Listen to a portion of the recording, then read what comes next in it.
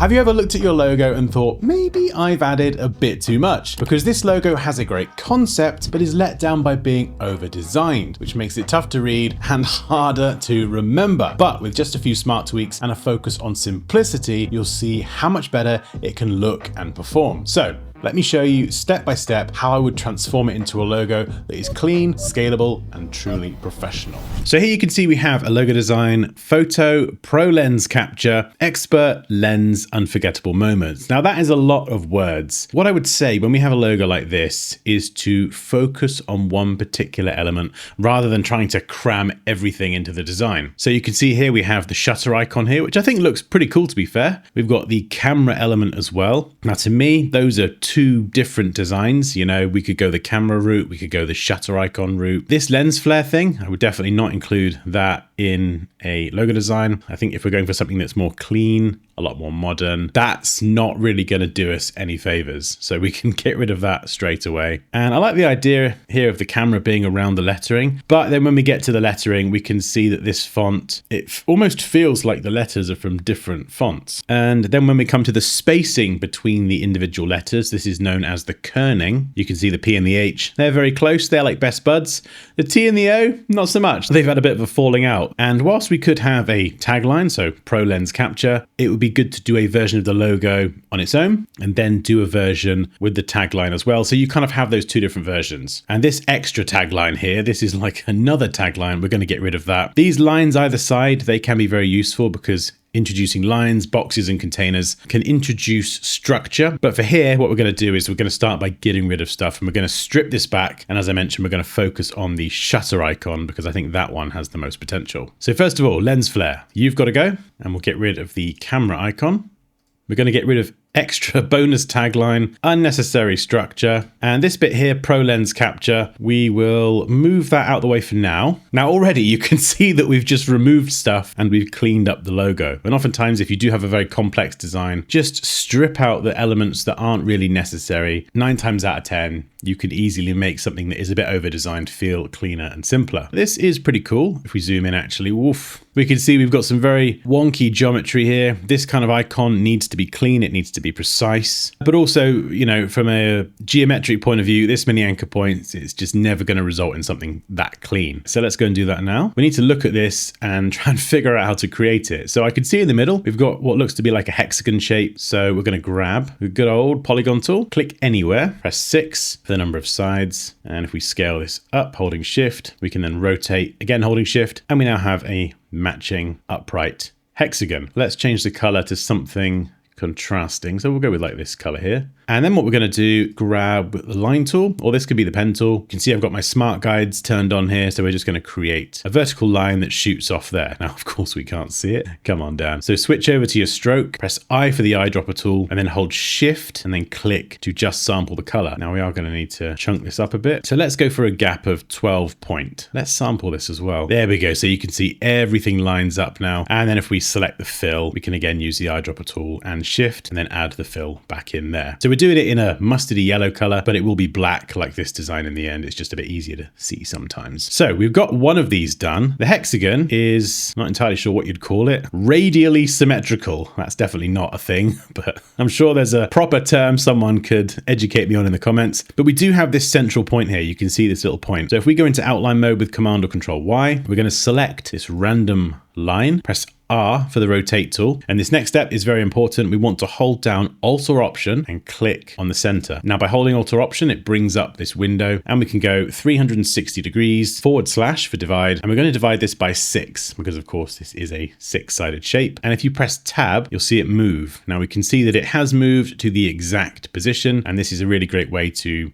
rotate a certain number of shapes around a point and do it with mathematical precision. Now, whatever you do not click OK. We want to click copy. And again, before you go and click anything else, I know you're probably excited like I am, press Command or Control D. And what this is going to do is it's going to repeat that last action. So we're going to go 1, 2, 3, 4. Look at that. We've very quickly achieved absolute precision. We can come out of outline mode and we've now effectively created that shutter shape. Now, we're not done yet. We will need to group all of this together with Command or Control G. And now we need to add a circle. So how are we going to do this, Dan? Oh, we're probably going to go and grab the ellipse tool. God, should have been a scientist. Now we're going to click and make sure that we hold shift so we get a perfect circle. If you don't want to move the position of all of this stuff here, this bit, what you can do is select everything. And then with it selected, just click on this hexagon with its little spider legs again. And you can see it becomes selected with a thicker blue line. Now, this is a shortcut to mark this as the key object. You can find this over here in the align options. It's a nice shortcut. So if I now align this centrally, that key object will stay in exactly the same place. The only thing that's going to move is the circle.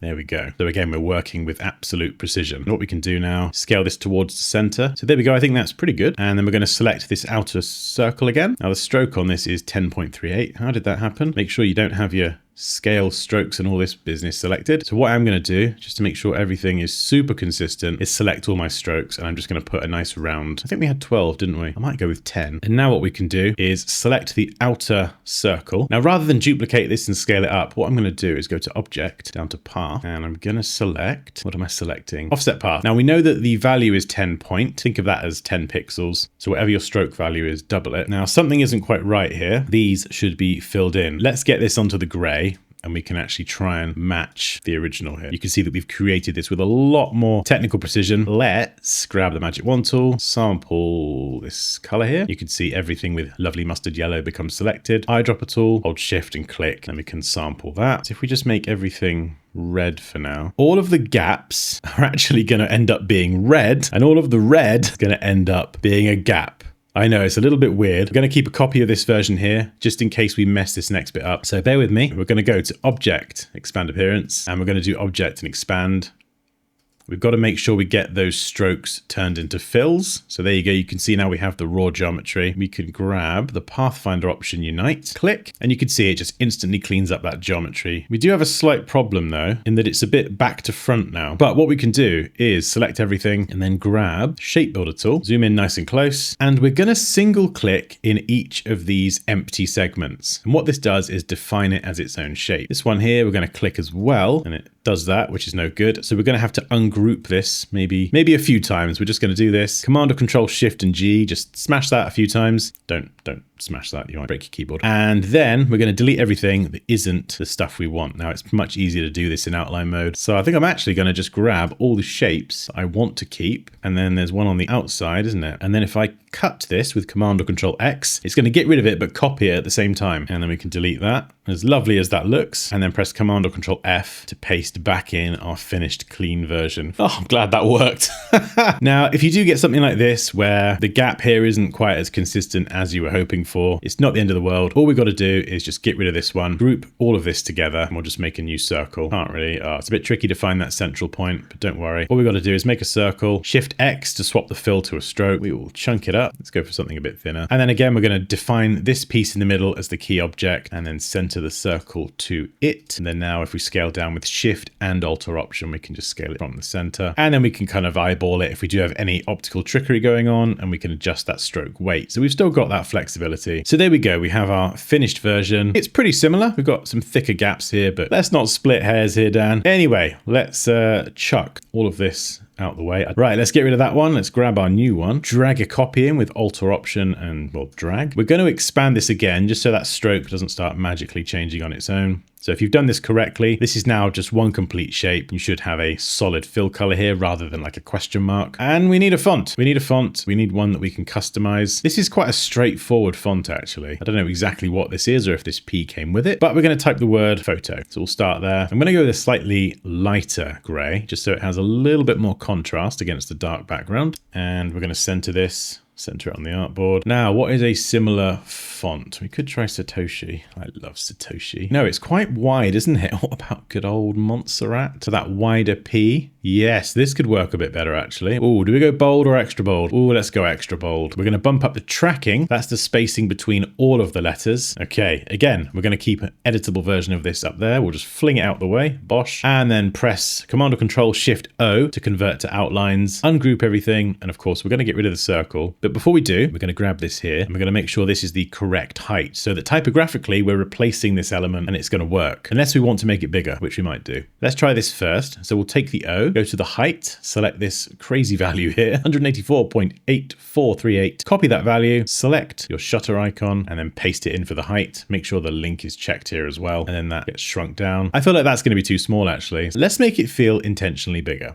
So we will scale it up, select the O, define the O as the key object. We'll just center it to that. Then we can get rid of the O. Now for the P, we want to kind of do something like this here. So this should be quite straightforward. We can just grab these points with the direct selection tool and extend it way beyond this. Select everything, grab the shape builder tool. And then with this tool, you can hold down Alter Option and drag through and trim things off. This is a great technique actually. If you don't want to get into all the typography nitty gritty, doing custom letters and then run the risk of mucking it up, take an existing font you like and then customize it, and you can create something, whether it's for a logo or whatever you like. You can create something that looks custom just by tweaking an existing font. Now, of course, we've made this a bit bigger, so the H and the T are a bit too close, bit too buddy-buddy. So we're going to move these out. I'm going to hold Shift and use my left arrow key and go 1, 2, 3. And then we'll do the same on the right. 1, 2, 3. What we could do is, this is a perfect circle. This O isn't a perfect circle. If you did want it to be, so they kind of match, little detail like that, not essential. Or you could find a font that does have a perfectly circular O, but I don't have one to hand right now. So what I'm going to do is I'm going to make my own O. We're going to swap the fill to a stroke. We're going to thicken this up. And if you are doing this and you want to add custom letters, say you need an E and you don't like the existing E, what we can do is just use this existing O as a basis, and I just need to match the weight. So we're just going to try and match the width. So I think we're going to hold down Command or Control to move in smaller increments. Lots of clickety click. So we're going to settle on 50.8. And how does this look if I move it out? It's a little bit too tall. So let's grab some guides. We've got to make sure that we don't typographically muck this up if we are going to start customizing things. So we're going to make sure it does line up to the existing O. So we're matching the width and we're matching the height. It's just that this O is a bit more stretched out and this one is a bit more circular. Hopefully I like this. We're going to change it to the same color with the eyedropper tool. I can live with that probably. And there's lots more we could do to customize this. So let's get rid of you,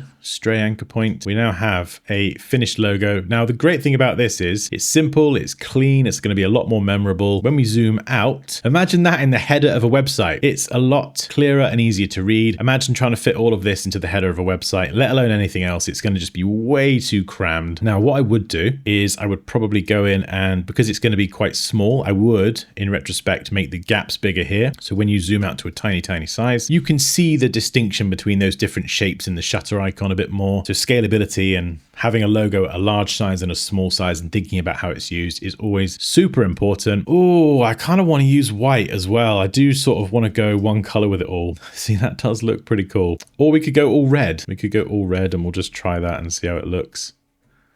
Oops, I've messed up the O there. Just remember to, once you're done with the O, expand it so the stroke becomes a fill. Let's just try the red. We could do that. Yeah, that could work as well. I think we'll leave it like this for now and let's move it up. So that's our logo on its own version. So taking their existing design and just adjusting it. I think actually what I might do as well, T and the O look a little bit narrower. I think I'm actually going to use the direct selection tool to select half the H and move it in a bit. And I'm going to do the same here for the P. So I'm just going to bring this in a bit so it's less wide and stretched out. This should balance with the other letters a bit more. Before it kind of felt like these two letters were a bit wider and a bit more prominent and these two were less so. So now I feel like it's a bit more balanced. And if you do want to like try and nail the spacing, the kerning, all that stuff, you can zoom out. When you zoom out, for some reason, it becomes easier to see issues like this. So maybe I'm going to bring the T in a bit more, the O, or you can turn the design upside down. Either of those things makes it easier to identify those potential issues. We could even get rid of the border because it's just like an extra bit of detail. Oops, not that. Oh yeah, there we go.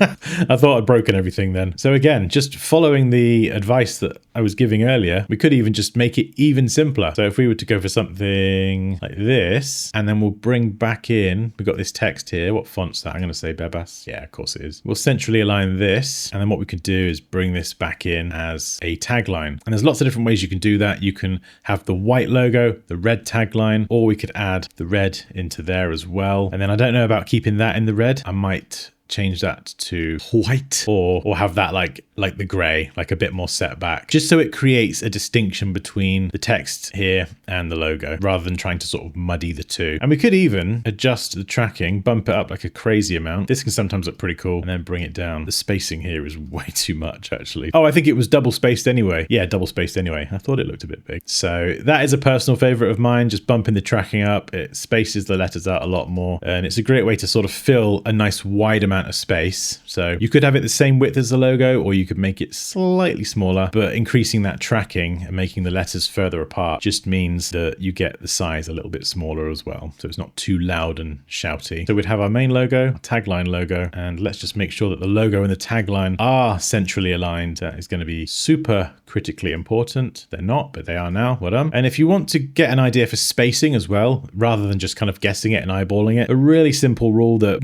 works 9 times out of 10 is just to drag this up and duplicate a copy and use this as a guide. So then you just move this up to a point. So there it's kind of butting up against the red bit. And that's something that you can use as a guideline to just help you figure out the spacing. Like, it's not an exact science, but it does work quite a lot of the time. Yeah, lots of things we could carry on doing with this, but if we just go and look at the before and what I've done, you can see typographically and iconically, don't think that's the right terminology, but from a type and icon point of view, I've tried to keep their design as consistent to the original as possible. I've just done it using a cleaner process with the right tools and techniques, and then just stripping out all of the non-essential stuff so we have one clear idea rather than trying to cram loads of ideas into one logo.